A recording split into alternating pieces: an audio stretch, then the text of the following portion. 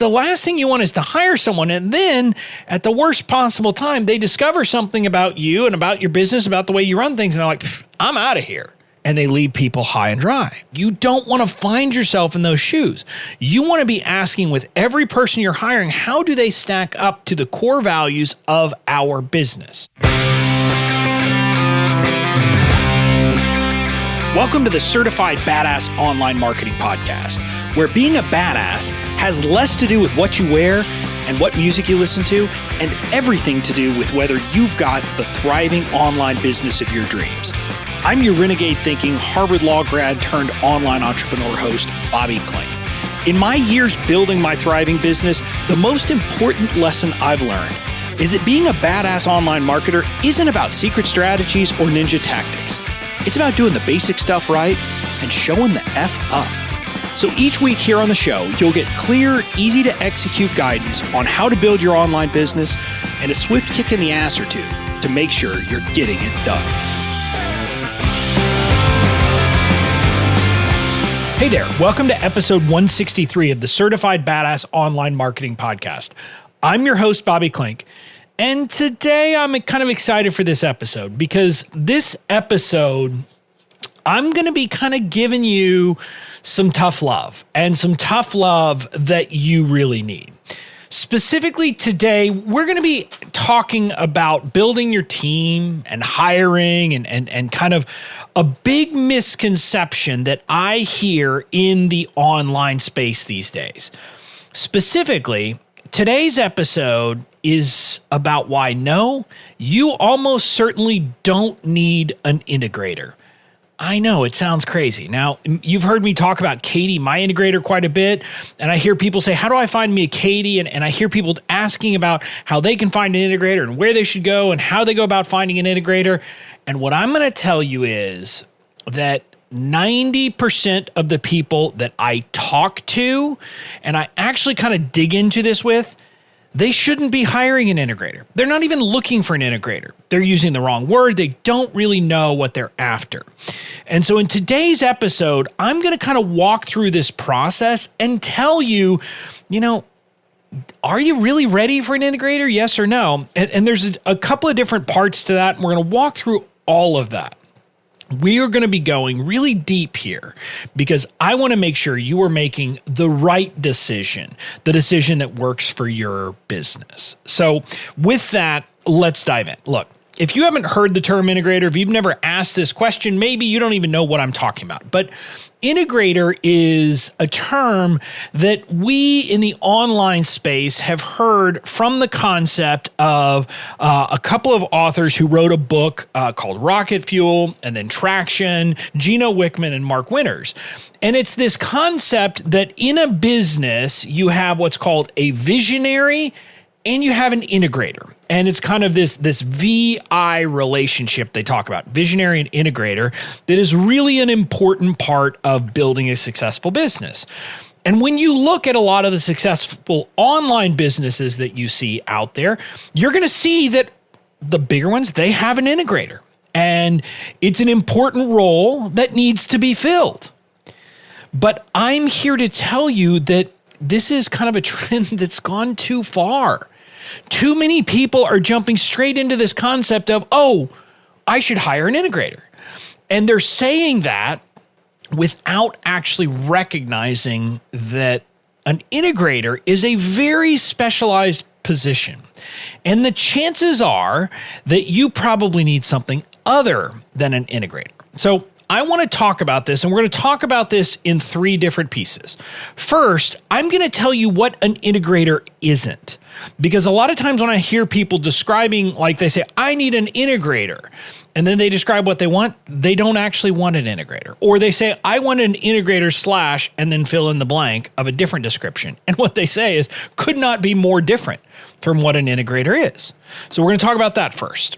Then I'm going to talk to you about kind of a checklist of where you should be team-wise and a couple of other things before you should think about hiring an integrator.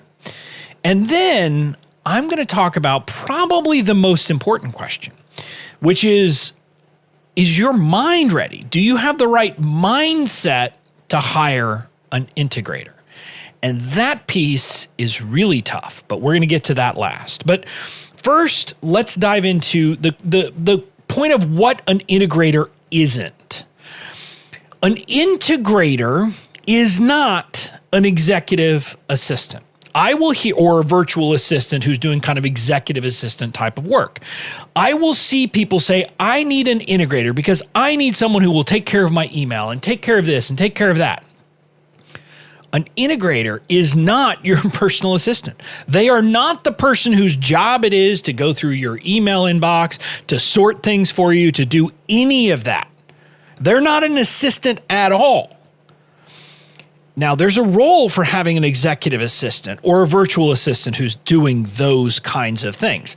I've got one. We started out, Bobby Joe, who's on my team, who is now in a different role. She started out as an executive assistant, and now she still manages my calendar as of the time that I'm recording this. But we have Christine, a virtual assistant from the Philippines, who is helping out in that executive assistant role. So I have those pieces on my team as well. But that is not the role of an integrator. An integrator is not here to do those kinds of things. But let me kind of take it a step further. An integrator is not a doer.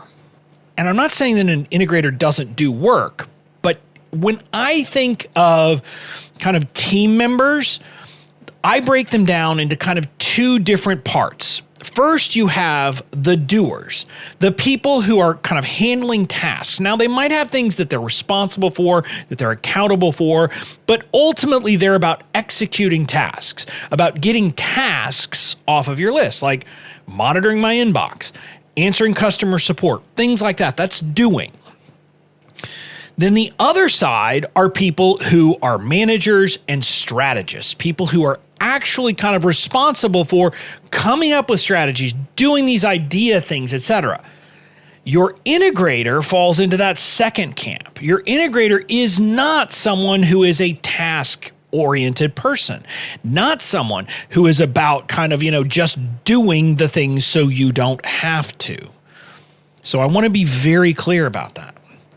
Now, the next thing that an integrator is not is a project manager. Now, this one can be kind of complicated, and it can be kind of like convoluted in a way, because in some ways, what an integrator does is like project management. But it's not managing a single project. Your integrator is not, for example, someone who says, okay, we're doing a launch, so I'm managing that. Now, again, I want to be clear about something. Your integrator, the person who fills that role in your business if you need it, might have a different role in your business as well. So for example, Katie in my business is my integrator, but she also does fill a different seat in what's called our accountability chart that puts her in charge of launches. And that means promotions, etc. So in that sense, she is the project manager for that. But that's not because she's the integrator. That's because of this other hat that she also wears in the business right now. Your integrator is about kind of seeing the big picture, not about individual projects, not about doing things like that. So I just want you to understand there is something broader here. So what I want you to get, though, is that someone who is a project manager might be a good candidate to be an integrator at some point, but they're not necessarily the same thing. There is a much broader role for an integrator. An integrator kind of is about seeing the big picture in your business and seeing the different parts and making sure that kind of all the different parts of your business are working in unison, is about kind of, taking your vision for your business and figuring out how do we execute that? How do we kind of come up with a plan to do it? And then that work gets handed off to other people. So it's a different role than project management. And it might be that what you need is a project manager because you have a big project, for example, and you need someone to help you get through that. And I'll tell you, that's how Katie first came onto my team. She managed a project of doing the rebrand from Your Online Genius to BobbyClink.com. So again, there are kind of roles and there are skill sets that overlap, but that was a very different thing. In that role as project manager, she was responsible for kind of managing this single discrete project not my overall business. Now, another thing I want you to get is that I don't believe that an integrator can be a contractor or part-time or anything like that. And this is going to be a bit controversial because I know there are places out there that purport to give you fractional integrators, part-time integrators who aren't really a part of your business. They're not an employee. They're a contractor who comes in. They actually work for a different company, etc. I think that is a huge mistake because your integrator is not someone who comes in to fill a role. Your integrator is an integral part of your business. They are a constant presence. They are kind of the counterbalance to you as what's called the visionary, the idea person, the person coming up with, hey, I want to do this and I want to do that and I want to do this. They are the counterbalance to that. And if you actually look at, the people who came up with the idea of the integrator, they talk about how it can take a year for an integrator to really get to the point that they're in their stride fully. Think about that for a second. That means this is a long-term member of your team, not someone who is there short-term, not someone who is there for, 15 hours a week, and also not someone who is simultaneously doing the same thing for 3 other companies. In reality, that's not an integrator. That's something else. It's probably something that I think you could call an online business manager. It's kind of like a step above a project manager because they're managing the whole business, but they're doing it fractionally. They're doing it in pieces. They're kind of managing your business, but they're not an actual member of your team. And again, that can be a step along the way. So Katie went from project manager, then I hired her as an outside online business manager. Now, I was the only company she was doing that work for, but she was simultaneously doing her own work, her own business and other things, and was doing this for me. And so that was one way. And in that role, she was helping me get processes in place, helping me get systems in place, helping me do all of those things, kind of helping me organize things in my business. But she was a contractor, so she didn't have the same kind of responsibility, the same kind of investment in my business that you need for an integrator. And again, we're going to get to this in part 3. Because in part 3, we're going to talk about what the relationship is actually like between visionary and integrator. And it's not what you think. So I want you to get that in your mind that if you're not ready to bring someone in as an employee, and it doesn't necessarily have to be full-time, but they're an employee, not a contractor, and they're basically just an integrator for you, you're not bringing in an integrator. You're not looking for an integrator at that point. You might be looking for something else. Now, the other thing I want to get you to understand is that an integrator is not the head of your sales and marketing department. And this one can get tricky. Because oftentimes in the online world, the person, especially in the early days, who sits in the role of integrator is also in charge of your sales and marketing team. Your growth team is what it will often be called in an online business like ours. Katie, for example, is my integrator, but she also sits in the seat as the head of our growth department. That means she is responsible for marketing efforts. She's responsible for promotion. She's responsible for figuring all of that out. But that's not her role as an integrator. That's her role as that other piece. And I raise this because what I'm going to submit to you is that many people actually could use that role more than an integrator. Because getting people to take on the sales and marketing and actually organize and take responsibility for that single part of your business is a huge piece of moving your business forward. So that might be what you need instead of an integrator. Similarly, an integrator is not a content creator. They're not the person who's in charge of content, etc. So, in my business, and I could walk through this and at some point in the not too distant future, Katie and I are going to do a joint episode where we're going to walk through kind of how our business operates and our team, et cetera. But to give you a sense, we have 4 departments. We have the sales and marketing team, which Katie is the head of. We have the fulfillment team, which is basically kind of delivery. So it is the making sure the customers are supported, the community management, the making sure that Bobby shows up the places he's supposed to show up, and all of those pieces. So that's kind of the fulfillment. Then we have an admin section. So that's things like tech, human resources, legal, financial, all of that boring stuff. You could call that admin or operations.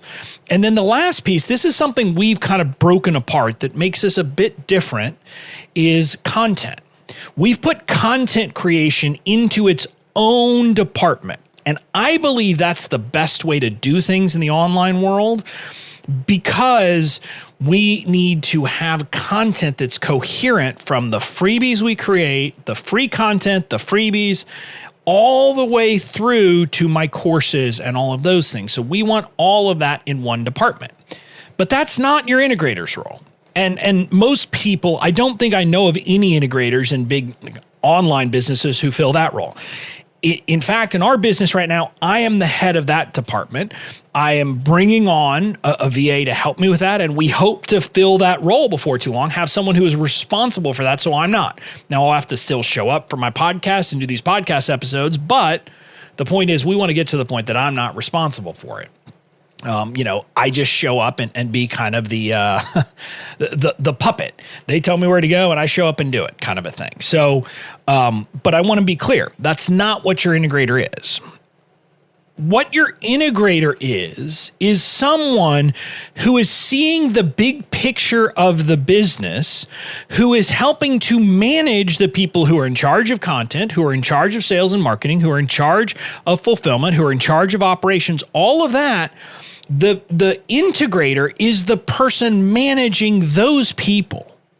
The integrator is the person who kind of makes sure that those groups are talking when they're necessary, putting them together in the right times to make sure that all of the different initiatives in your business are happening. Let me give you a very concrete example. Like, for example, Katie, even after, for example, she's no longer in the sales and marketing role, and I'm no longer in the content marketing role, when we grow to the point that we have different people in charge of each of those, Katie will be responsible for making sure that the content team and the sales and marketing team are working together when we have a promotion. And then also the content team is working with the fulfillment team when we are creating courses or creating trainings for memberships, for anything like that. So the integrator is about kind of cross-departmental integrating the different parts of your business and helping you as the entrepreneur, as the face of your brand, to actually execute your vision. That's what your integrator does. So I hope maybe you've heard this and said, oh yeah, I'm not actually looking for an integrator. Now, and an example, like I literally saw someone post in a group recently saying, and I don't even remember what context, it was like, we're looking for an integrator / EA, meaning executive assistant. And I'm like, that's just not even close to the same thing. And it's an important thing for you to get, that you need to know what you're actually looking for so that you can find the right person. So I hope that's given you a sense of what an integrator is. And maybe you're saying, okay, well, maybe I'm not looking for an integrator.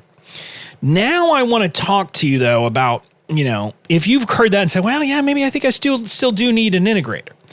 I want to talk about kind of a checklist that I think you need to go through before you really think about hiring an integrator.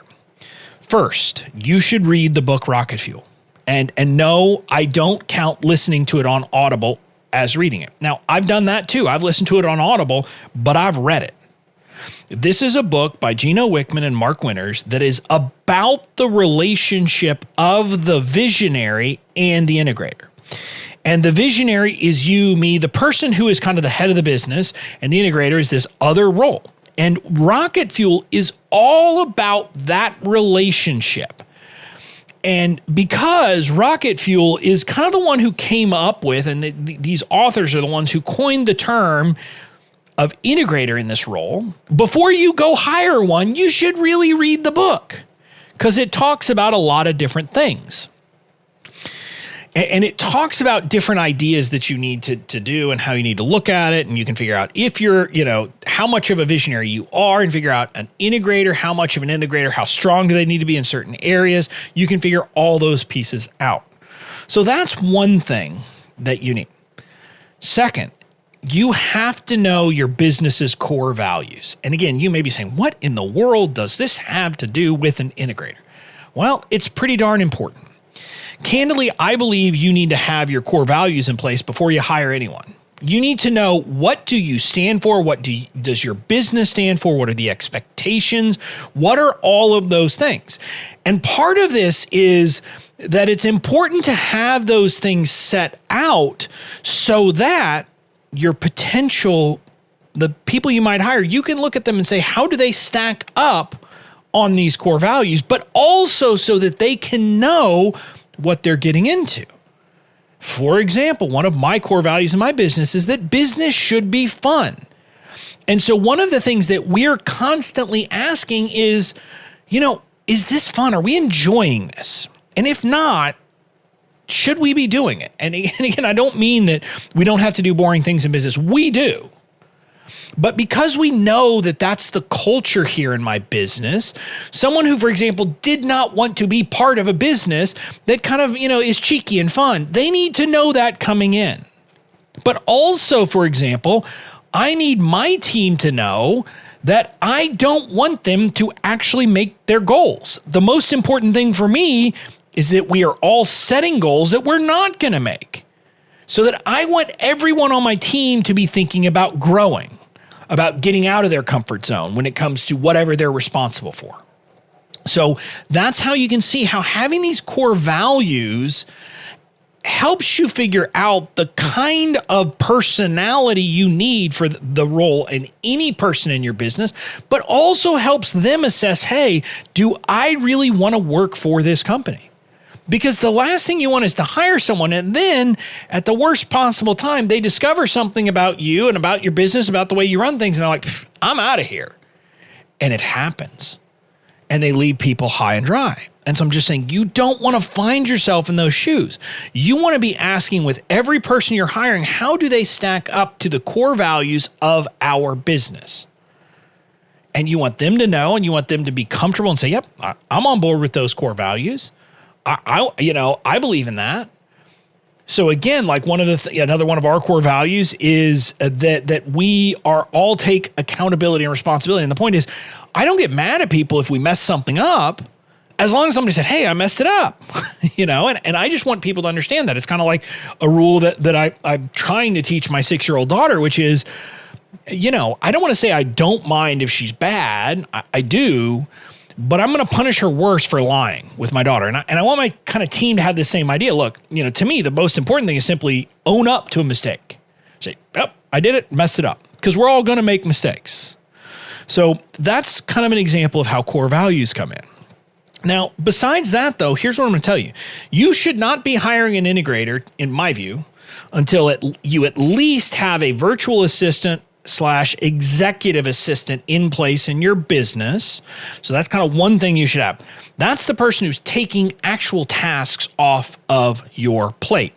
And I'm saying that because if you don't have that person in place, you're likely to try to hire an integrator and then try to give them those tasks. And that's, again, not what their role is. Now, and here's something I want you to understand. If you follow the way that, that my mentor, James Wedmore, taught me, and you actually hire early, unlike me, this is one of my big mistakes. I didn't hire early. But if you hire early, it very well might be that your executive assistant, who you hire first, ultimately grows into the role of integrator. But when they grow into that role, they are no longer your executive assistant, and you have to hire someone else as your executive assistant. So I want you to understand there can be an evolution here, but you shouldn't have an integrator until you at least have an executive assistant, and you should at least have 2 to 3 other people being managed along the way. And what I mean by that is they could be contractors. These people to be managed don't have to be employees, because the reality is many of us are operating with teams of quite a few contractors. So if you have a social media manager who is a contractor, and you have a Facebook ads manager who's a contractor, and you have maybe, someone doing something else like, helping you with podcast editing, and you have all of these different pieces, that's okay. I would count those folks. But I'm saying if you only have like one employee, you don't need an integrator yet. You might need to fill in some other roles. You might want to bring someone in to take care of your sales and marketing, or bring someone in to do your content marketing. You could come up with other things. Those things probably need to be filled first. But I'm simply saying that realistically, you should have an executive assistant and then at least 2 to 3 other people who would be managed. Because this is what I want you to get.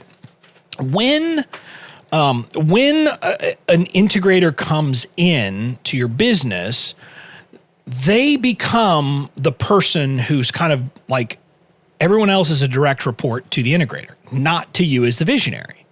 So me and my business right now, Katie is my only direct report as visionary. And I say report, it's not even a report. It's like we have meetings and work together. But when you look at our accountability chart, she's the only one who's reporting to me. The heads of the different groups are reporting to Katie. And so I want you to get a sense. This is why I'm saying, like, having 2 to 3 other people, this is when it makes sense to start having this integrator who's seeing the big picture and putting everything together. So those are kind of some of the checklists. And realistically, this next part we're going to go to is part 3, really is part of the checklist, but it's so important I had to break it apart. You have to be ready mentally to have an integrator. And this is something, and she's not here, so maybe you're going to say, oh, Bobby's making this up, but I'm going to say it, and I want you to get this. A lot of people have asked us, have asked her and then have asked me, how do I get me a Katie? Literally people say, and they're like, how do I find someone like Katie for my business? And one of the things that we've kind of realized, and Katie would agree with this, is a big part of it is how do you become a Bobby? Like Katie has actually kind of said that. And I don't say that because I believe I'm great at everything. I have a lot of flaws, but to have an integrator, to be ready for an integrator, you have to make a huge shift in the way you view things. You have to make kind of a monumental shift in how you're viewing your business. As Katie was coming on board, and as we were working together and building our relationship, we read Rocket Fuel together at the same time. And I read this passage to her, and I wanted to make sure that she got this. Here's what it said. Regardless of equity interests, the visionary should genuinely treat the integrator as a partner, not as a minion. Again, I want you to get that through your head.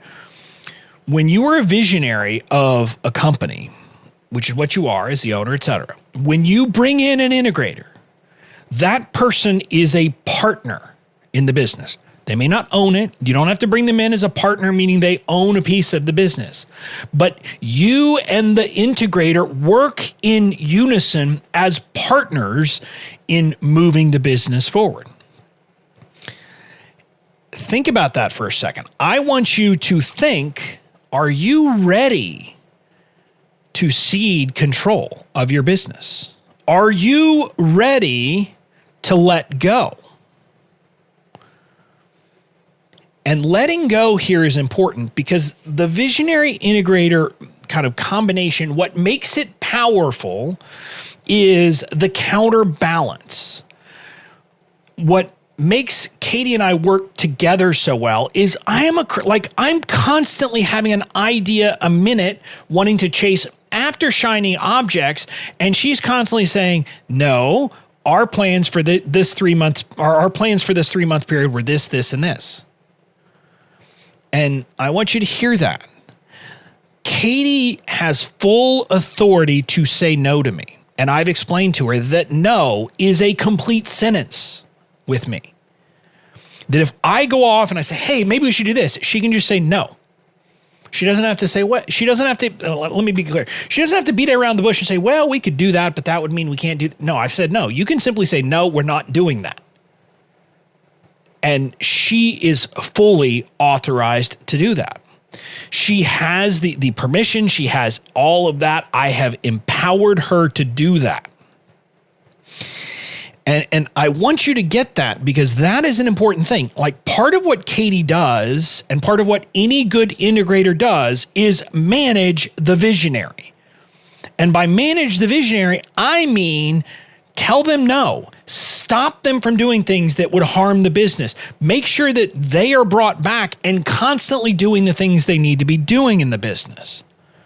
So again, I'm going to ask you, are you willing to let go of that control, of that power, of that in your business? But further than that, what I've told Katie, and this is something and Katie was saying she told this to someone who was saying that maybe she wanted to bring in an integrator. The integrator visionary role is not about ownership, and you have to step out of you being the owner of your business. You have to separate the ownership and then say, let's talk about the actual working, the actual kind of employees in the business. When you are a visionary, you are an employee in your business.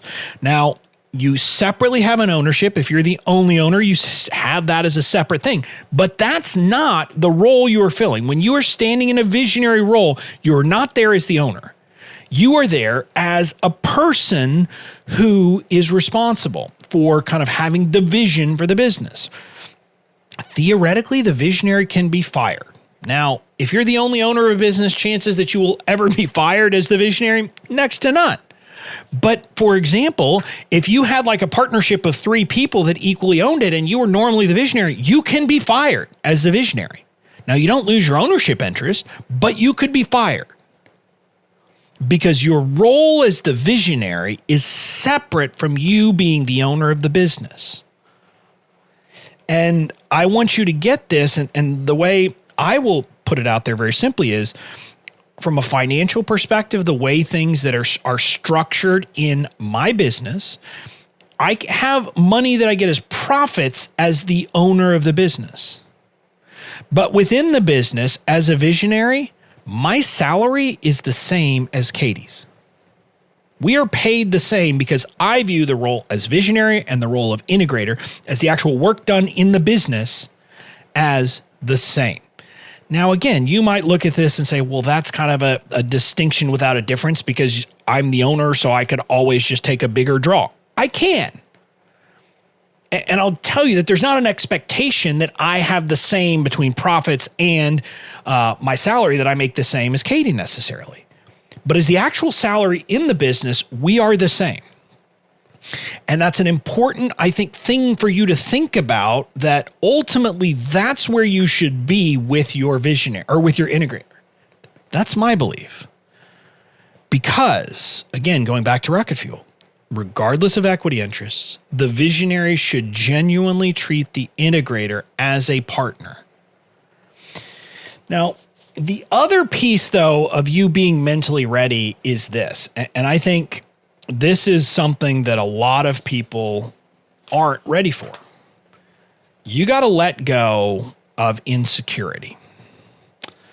And there's a couple of things with that. I mean, part of it is you can't feel like, bad if you're integrator, or quite honestly, like once you bring people in for other roles in your business, like the head of sales and marketing, the head of content, you should not be mad if they're better at that than you are. In fact, you should be happy.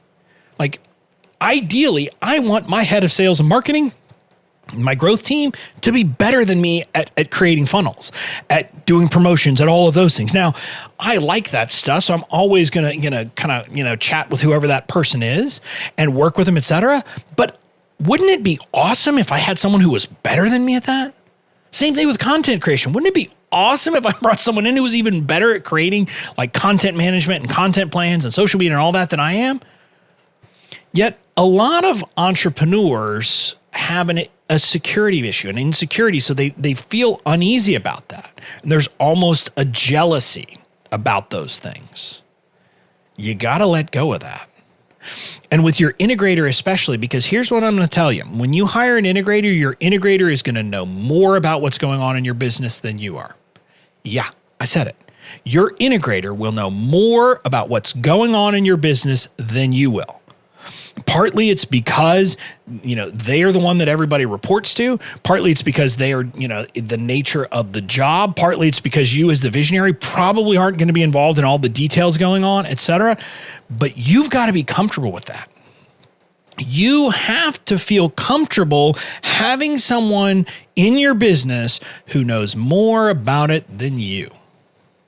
So again, are you ready to let go of control and to let someone fill that role? And that means, for example, they're going to be involved in the finances. They're going to know what's going on with your money. They're going to know all of those different things.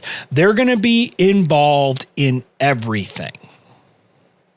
So you've got to ask yourself, are you ready for that? And if you're not, I'm not going to judge you. I'm going to tell you should work on that. It's something you need to get good or you need to get comfortable with. But I'm simply here to tell you right now that if you're not ready for that, then you cannot hire an integrator yet. Because an integrator will, by definition, know more than you. And you've got to be okay with that. So, that's it. I hope this episode has been helpful. I know a lot of people are using the word integrator or talking about it or saying, like the virtues of an integrator, et cetera. But I want you to get that, my view is most people are rushing to hire an integrator before they're ready. They're not actually hiring an integrator. They're hiring some other role. But an integrator is actually, when you're ready for it, one of the most powerful positions you can have. Like I can tell you that my business, because of kind of the synergy between me and Katie is like we are clicking. But that's because I was ready. That's because my business was ready. So you need to decide, are you ready for that? And if not, don't feel bad. Hire someone to handle your content. Hire someone to help you with sales and marketing. Hire someone as an executive assistant. Do those things, and then you'll grow into an integrator. But don't rush into an integrator. Take it slowly. So that's it for this episode. I'll see you again on Friday.